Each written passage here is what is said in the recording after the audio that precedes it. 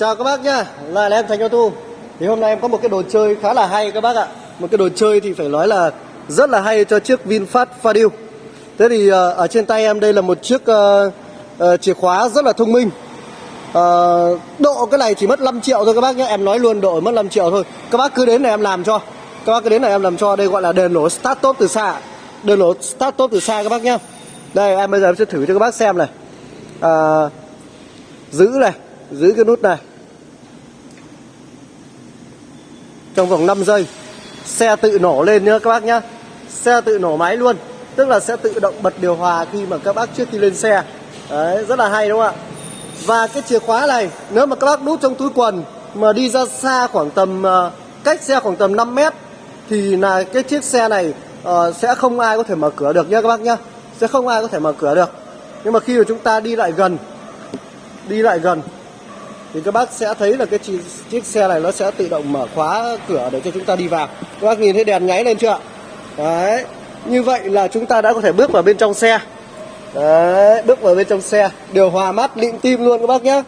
Đấy, xe được trang bị đèn nổ start top ở trên xe đây luôn ạ.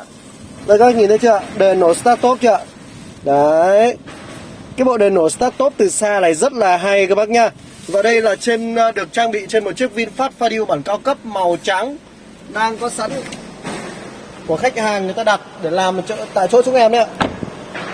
Thế nhưng mà khi các bác đang nổ máy như thế này nhưng mà chúng ta ở cách xa cái xe 5 mét thì chiếc xe này sẽ tự động khóa cửa các bác nhá. Tự động khóa cửa ạ. Đấy, nó sẽ tự động khóa cửa lại thì các bác sẽ không cần phải bấm nút khóa cửa đâu ạ. Đấy, cái chìa khóa này nó hay nó ở chỗ đó, nó thông minh nó ở chỗ như vậy các bác ạ. Đấy, rất là hay. Bây giờ em muốn tắt máy đúng không ạ? Muốn tắt máy từ xa tắt được luôn. Giữ nút này trong vòng 3 giây.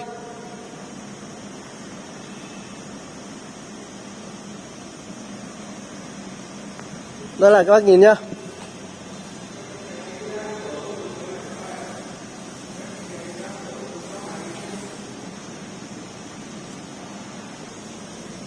Đây nha, các bác giữ cái nút này trong vòng 3 giây này nó sẽ tự động tắt này. Đấy, các bác thấy chưa? Xe tắt máy luôn. Xe tắt máy luôn. Đây gọi là đèn nổ start top từ xa đấy ạ. Và khi các bác đút chìa khóa trên xe và các bác cũng đi lại gần 5 mét là xe này sẽ tự động mở cửa. Và đi ra xa khỏi 5 mét nó sẽ tự động khóa cửa các bác nhé. Tự động khóa cửa luôn. Các bác sẽ không cần phải nhớ là chúng ta đã khóa cửa hay chưa. Đấy, cái chiếc chìa khóa nhỏ nhỏ xinh xinh như thế này thôi. Đây, nhỏ nhỏ xinh xinh như thế này thôi nhưng mà lại có rất là nhiều tính năng rất là hấp dẫn đúng không các bác? Rất là hấp dẫn các bác, thấy có hay không ạ? Thế thì các bác nào muốn độ cái đèn nổ start top từ xa này thì hãy liên hệ trực tiếp với em Thành Auto theo cái số hotline là 0979 188 958 để được hỗ trợ tư vấn. Vâng, số điện thoại thì em đã ghim sẵn ở trên màn hình. Và em nói luôn độ đèn nổ start top từ xa này chúng em chỉ lấy các bác có 5 triệu đồng mà thôi. 5 triệu đồng mà thôi, trang bị đèn nổ start top ở bên trong. Và chiếc xe này sẽ trang bị độ luôn cả gương cụp xòe tự động các bác nhé. Gương cụp xòe tự động luôn. Đấy, rất là hay. Thế nên là các bác nào muốn tìm hiểu về độ xe VinFast Fadio hãy liên hệ trực tiếp với em Thành Auto theo cái số 0979 188 958 để được hỗ trợ tư vấn. Vâng, còn bây giờ thì em cũng xin phép là tạm dừng cái video này tại đây.